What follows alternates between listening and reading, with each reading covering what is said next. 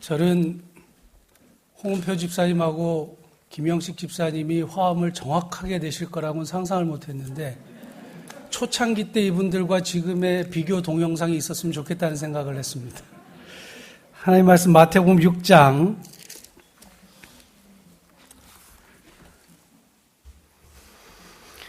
33절 34절 두 구절만 보시겠습니다.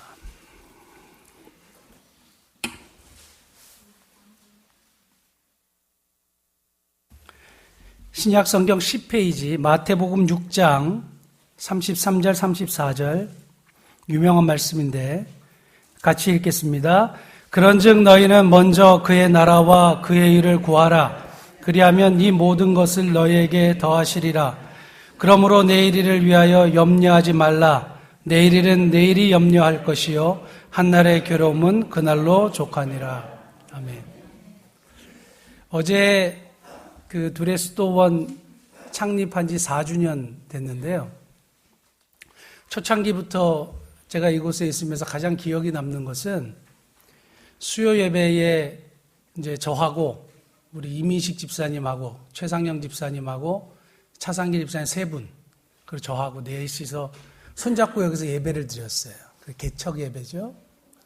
그러면서 같이 그날따라는 다른 분들이 오시지 않고 우리 세 명만 와서 같이 손잡고 기도회 하면서 우리가 교회 하나님께 올려드렸던 그런 기억이 납니다.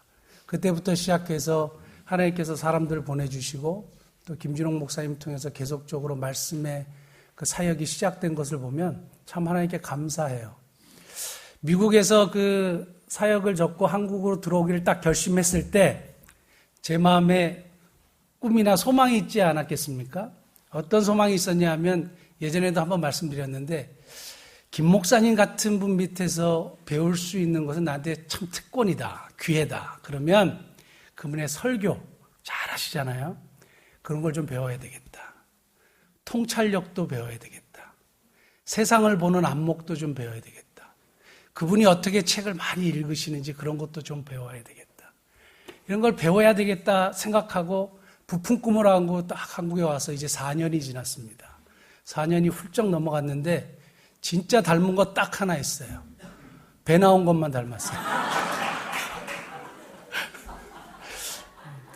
지적이고 영적인 걸 닮아야 되는데 육적인 것만 계속 닮아가고 있어서 참 큰일입니다. 내년 이맘때 또 설교할 수 있는 기회가 됐을 때 여러분들이 한번 판단을 해보시면 좋겠어요. 육적인 것 말고 영적인 것과 지적인 것도 좀 닮았다 이렇게 좀 이야기를 들었으면 하는 그런 바람이 있습니다. 얼마 전에 저희 두레스도원에 한 부부가 상담하러 찾아오셨어요. 상담하러 찾아오셨는데 자기가 어떤 심각한 문제를 가지고 왔는데 김진홍 목사님을 만나면 탁 해결되겠다라는 마음을 가지고 오셨대요. 근데 마침 목사님이 또 안 계시잖아요. 그러니까 목사님이 안 계신데요. 그랬더니 그럼 저에게 상담을 하시겠대요. 그래서 저는 김 목사님에 비하면 연륜도 너무 짧고 경험도 부족하고 나이도 젊기 때문에 김 목사님을 다음에 찾아오시면 어떨까요? 그랬더니 아니래요. 신뢰가 간대요. 김 목사님하고 같이 사역하시는 분 신뢰가 간대요.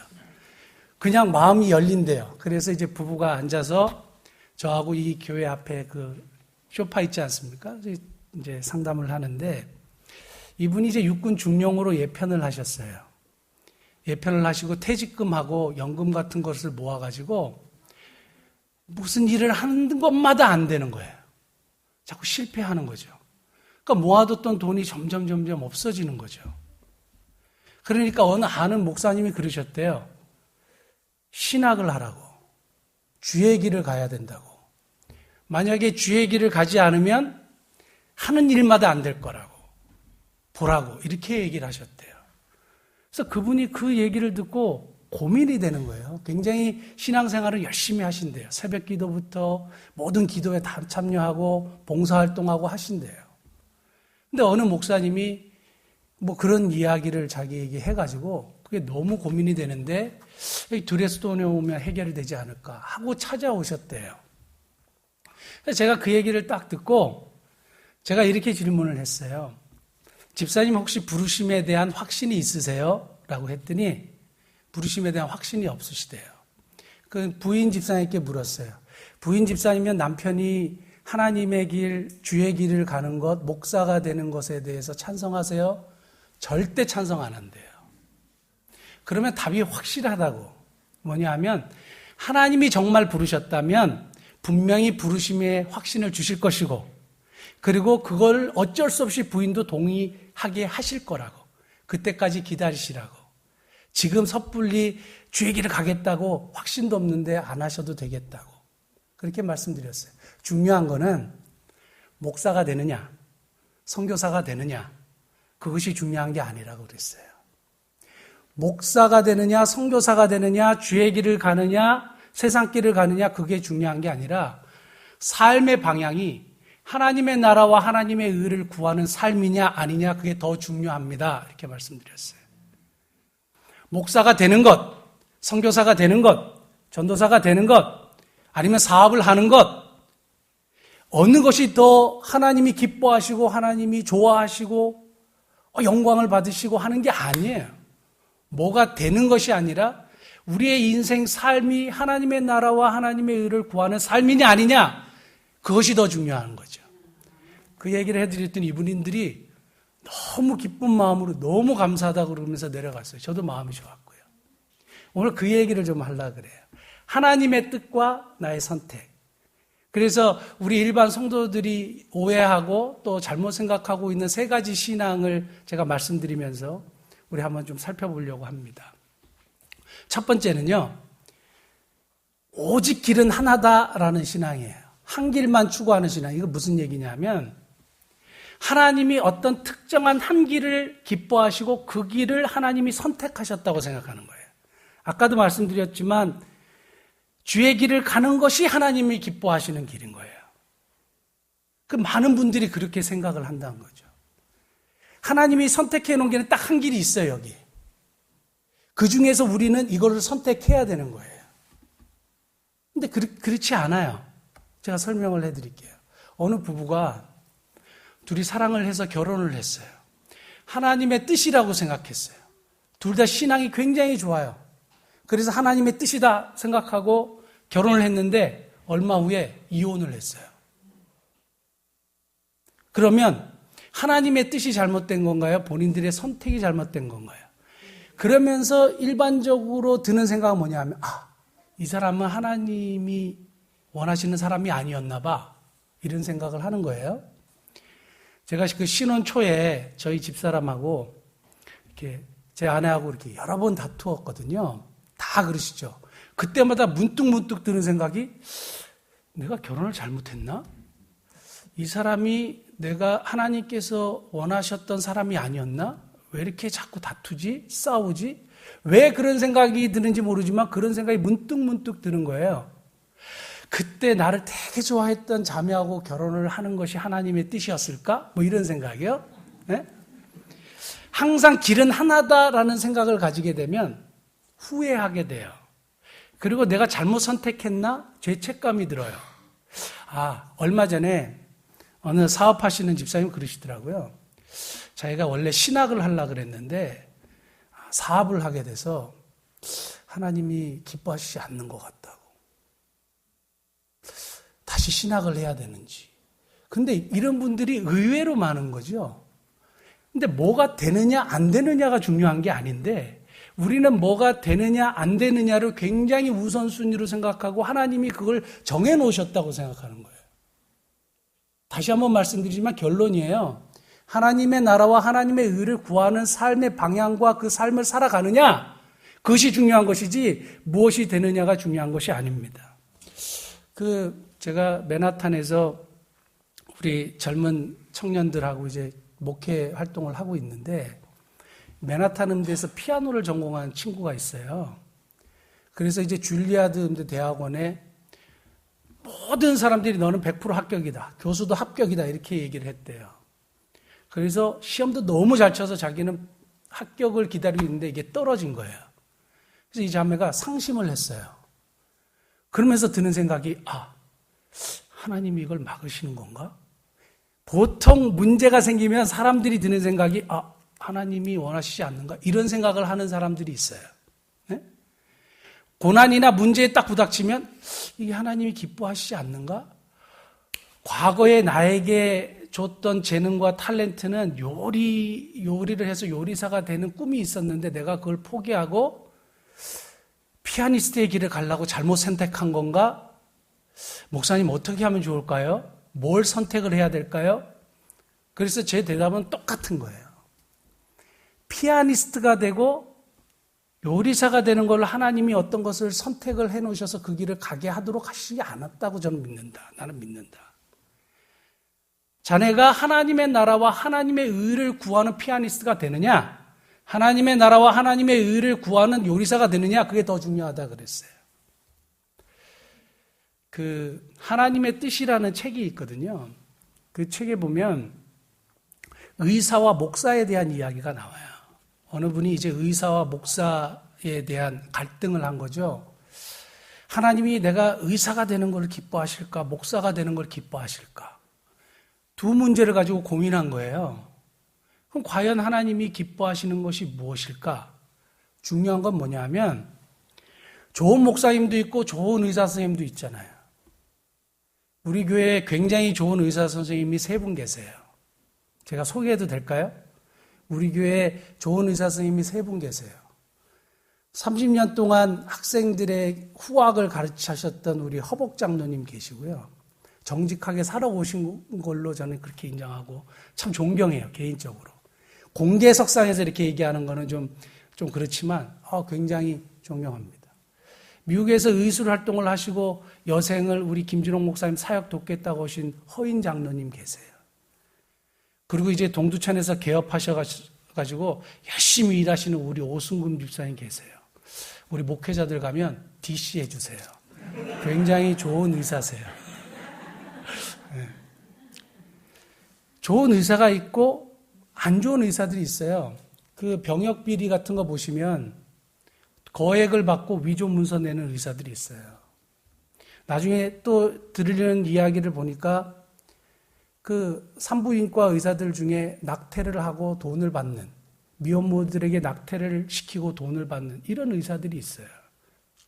그러니까 뭐가 되느냐 뭐가 안 되느냐가 중요한 게 아니라는 거예요. 목사님들 중에 어디서 신학한지도 모르는 목사님들이 있어요. 어느 날 목사가 되어 나타나신 분들도 있어요. 그리고 자기는 사명을 받았는데 성도들은 아무도 그 설교를 기뻐하지 않아요. 2-3명 앉혀놓고 이제 목회를 하신다고 하는 분들이 있어요. 그래서 그걸 폄하하는 게 아니라 정말 목사님다운 목사님들이 계시고 그렇지 못하는 분들이 있단 말이죠. 근데 중요한 건 사람들은 목사가 되느냐, 의사가 되느냐, 되는 것에 대해서 하나님이 선택하시고 하나님이 인도하셨다고 자꾸 생각해요. 그게 아니에요. 하나님의 나라와 하나님의 의를 구하는 의사가 되느냐, 하나님의 나라와 하나님의 의를 구하는 목사가 되느냐, 그것이 더 중요한 거예요. 길은 오직 하나다. 그리고 그걸 하나님이 선택해 놓으셨다. 그걸 우리가 선택해야 된다. 이게 잘못된 신앙이에요. 두 번째는 결제를 자꾸 받으려고 하는 신앙인데 이거는 기도 응답을 받는다는 개념하고 좀 다른 거예요. 무슨 얘기냐 하면 이미 우리에게 주신 이성, 상식, 주어진 말씀이 있는데 이 말씀 속에서 이미 충분히 우리에게 말씀하셨거든요. 근데 나는 이것에 대해서 내가 원하는 것을 얻기 위해서 자꾸 결제를 요청하는 거예요. 제가 한 자매하고 그 대학생 자매하고 상담을 했어요. 근데 이 대학생 자매가 그 남자친구하고 동거를 한 거예요. 동거를 해가지고 아이를 임신을 했어요. 그래서 병원에 가서 아이를 낙태를 시키고 우울증에 빠져서 손을 그었어요.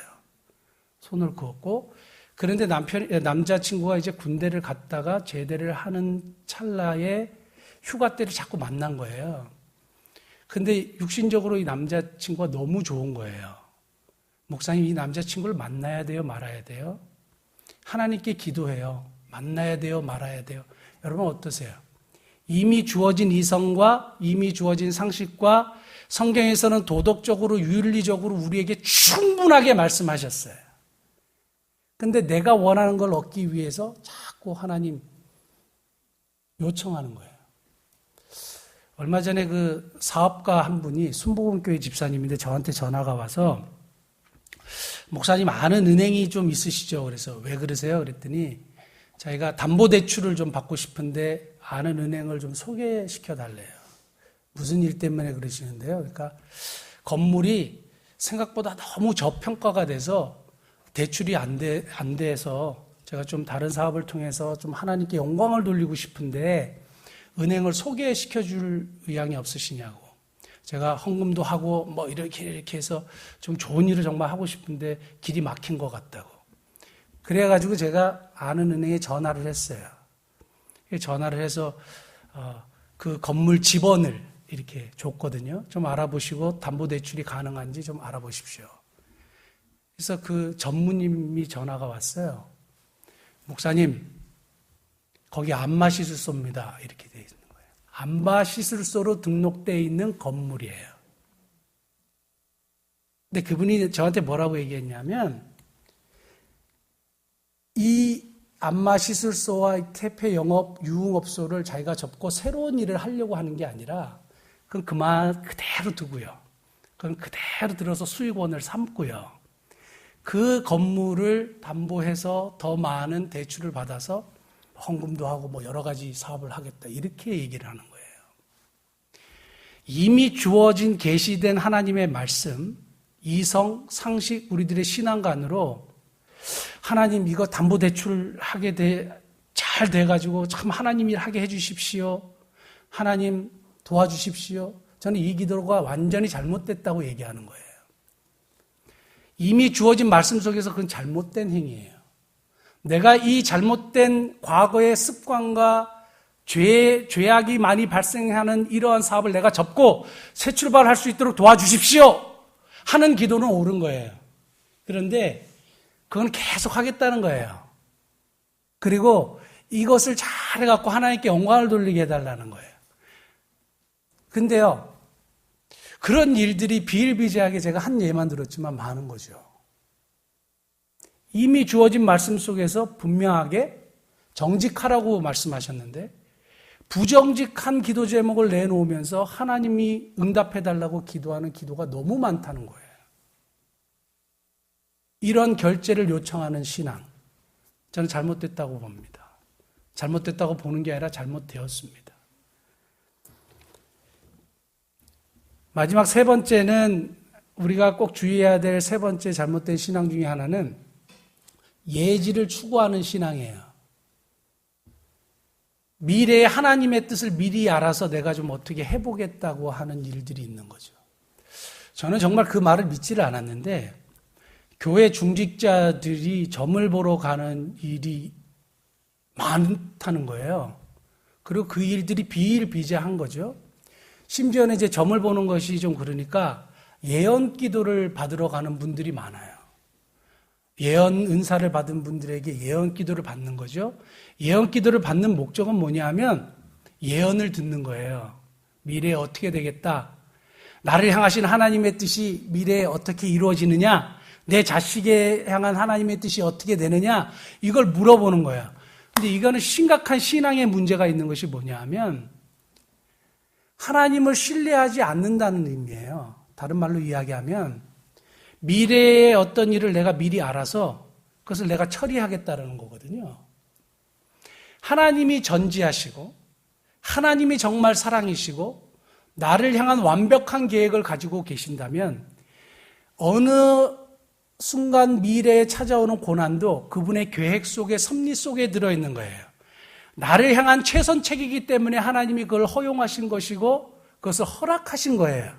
그걸 우리는 믿음으로 받아들이면 되는 것인데 그거를 미리 알아가지고 액땜하듯이 그것을 뭔가를 해보겠다고 하는 것. 어떻게 하면 우리 자녀가 대학에 들어가기 위해서 어떻게 미리 점괘 같은 걸 받아갖고 예언기도를 받아서 어떻게 해보려고 하는 행위예요. 하나님의 섭리와 하나님의 뜻을 완전히 무시하는 행위고 하나님을 신뢰하지 않는 행위의 신앙입니다. 그래서 하나님의 뜻을 이야기할 때 이 미래에 대해서 알려고 하는 예지를 추구하는 신앙은 굉장히 위험한 신앙이고 신앙과 완전히 정반대되는 그런 행위라고 여러분들이 그렇게 이해하시면 되겠습니다. 다윗이 골리앗을 죽이고요. 오랫동안 도망자 신세가 됐잖아요. 이스라엘 백성이 광야 출애굽한 이후에 40년 동안 광야를 방황했거든요. 그거를 미리 알았다고 생각해 보세요. 그걸 미리 알았다고 생각해 보세요. 고난과 어려움이 바로 앞에 미래에 펼쳐져 있는 것을 내가 안다면 그것을 감당할 수 있는 용기가 사람에게는 없고요. 만약에 다음 달에 로또 10억짜리가 당첨된 걸 내가 안다고 생각해 보세요. 오늘요, 그냥 그때까지 그냥 막 살 거예요. 안일하게 살 거예요. 미래를 추구하는 신앙은 굉장히 좋지 못한 그런 현실의 문제로 다가오게 됩니다. 세 가지 제가 말씀드렸어요. 첫 번째는 뭐예요? 오직 길은 하나다. 한 길만을 추구하는 신앙, 잘못된 신앙이고, 둘째는 결제를 추구하는 신앙, 잘못되는 신앙이고, 세 번째는 예지를 추구하는 신앙, 잘못된 신앙이다. 이 세 가지를 항상 기억해 주시면 좋겠습니다. 지금부터 한 230년 전에 영국에 윌리엄 윌버포스라는 사람이 있었어요. 21살에 영국 하원 의원에 당선이 된 사람이에요. 굉장히 똑똑한 사람인데 25살 때 예수님을 뜨겁게 만난 거예요. 그래서 진짜 회심을 한 거죠. 그래서 이분이 고민을 했어요. 정말 하나님이 기뻐하시는 삶과 하나님이 기뻐하시는 길이 뭐냐라는 거예요. 그분이 두 가지를 고민한 거예요. 하나는 성직을 간다. 또 하나는 정치계에 남는다. 두 가지예요. 그 당시 영국의 문화도 기독교의 문화가 항상 성직과 세속직을 구분했거든요.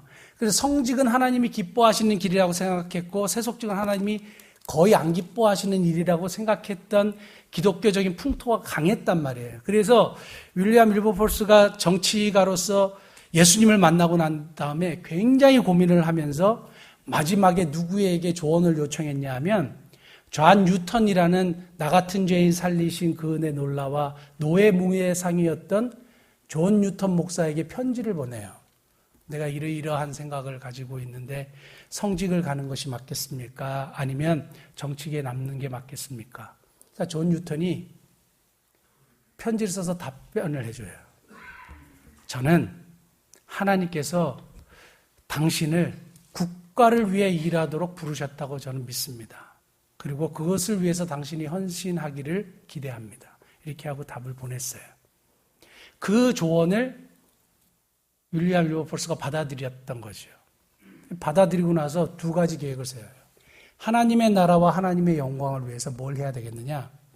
하나는 지금 영국 사회에서 거의 반 이상을 차지하는 수입원이었던 노예 무역 제도를 폐지해야 되겠다. 인간을 매매하는 행위, 이거는 하나님이 기뻐하시는 행위가 아니다. 영국의 부패한 사회 제도를 개혁해야 되겠다. 두 가지 목표를 세운 거예요. 그래가지고 그가 죽기 전에 노예 무역 제도를 폐지하는 법령을 발표합니다. 그리고 죽죠.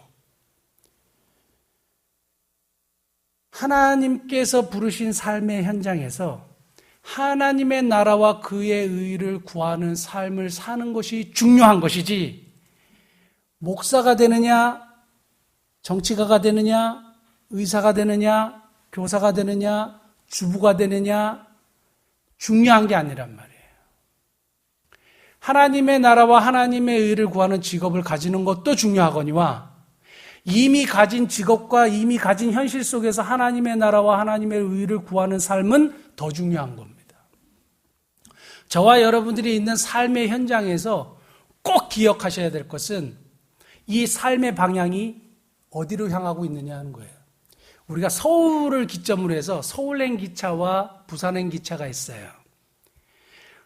부산행 기차는 아무리 서울에서 가까워도 부산으로 가죠. 부산행 기차는 아무리 서울에서 멀어도 부산으로 와요. 이게 방향이거든요. 삶의 방향을 어디로 설정하느냐? 하나님의 나라와 하나님의 의를 구하는 삶의 방향을 확실히 정해놓으면 그 안에서 나에게 선택폭이 있어요. 이 길만이 하나님의 길이 아니에요. 이 길을 선택해도 되고 저 길을 선택해도 된다고 저는 믿어요. 합력하여 선을 이루시는 하나님, 그것을 통해서 하나님께 영광을 돌리는 삶을 살면 되는 것이죠. 오늘 본문 말씀 잠깐 보고 말씀을 마칠까 합니다. 6장 33절, 34절 보면 그런즉 너희는 먼저 이렇게 돼 있어요. 먼저. 이게 프라이오리티라 해서 우선순위예요. 세상의 일을 다 하지 말아라 이 뜻은 아니에요. 먼저 삶의 방향을 하나님의 나라와 하나님의 의를 구하는 것에 세팅을 해놔라 이거예요. 그리고 나서 구하라 이렇게 돼 있습니다. 구하라 이 말은 오늘 김 목사님이 기도에 대해서 말씀하시면서 누가복음 11장 9절에 구하라 그럼 너에게 주실 것이요 하는 명령문과 똑같은 명령문이에요. 헬라어로 제이테이테 그래서 이거를 되풀이적이고 계속적이고 반복되는 명령이에요. 한 번 구하고 얻는 게 아니고요. 매일의 삶 속에서 계속적으로 구하는 거예요. 얻을 때까지요. 다시 말씀드리면 큰 삶의 방향이 있죠. 하나님의 나라와 하나님의 의를 구하는 삶의 방향이 설정되어 있으면 매일의 삶 속에서도 작은 일들이요. 내가 해야 되는 일들이요. 가정일이요. 그리고 직장일이요. 그 안에서 작은 하나님의 나라와 하나님의 의를 구하는 삶을 살아라 이거예요. 큰 삶의 방향과 작은 실천이 동시에 들어있는 말씀이에요. 저와 여러분들의 삶의 현장에서 내가 실천하는 작은 일들. 오전에 김 목사님이 그 로마서 12장 2절 말씀하시면서 그리스도인이 세상을 변화시키는 게 뭐냐? 작은 삶의 작은 일에서 빛과 소금의 역할을 감당하는 것이 아니겠느냐 말씀하셨잖아요. 도전하셨잖아요. 똑같은 맥락인데 다르게 설명이 되는 것이죠.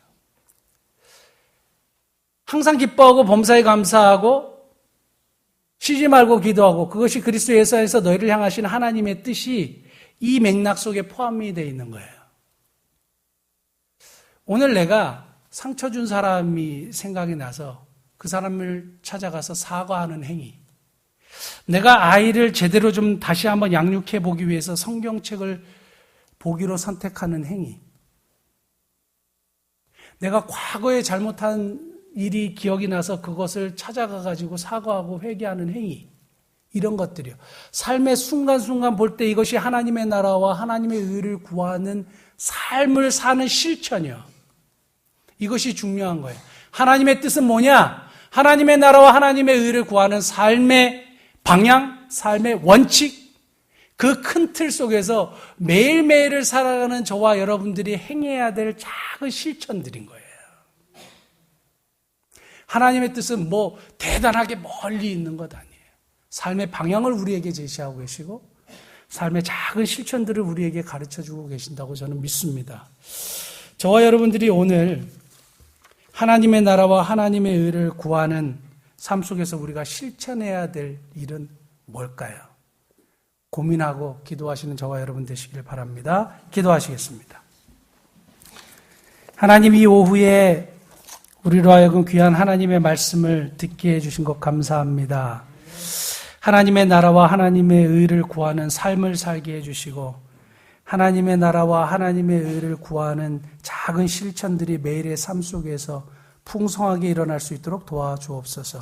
예수님의 이름으로 기도하옵나이다. 아멘. 네, 교회 소식 전해드립니다. 오늘 목사님은 활빈교회 44주년 창립 예배로 지금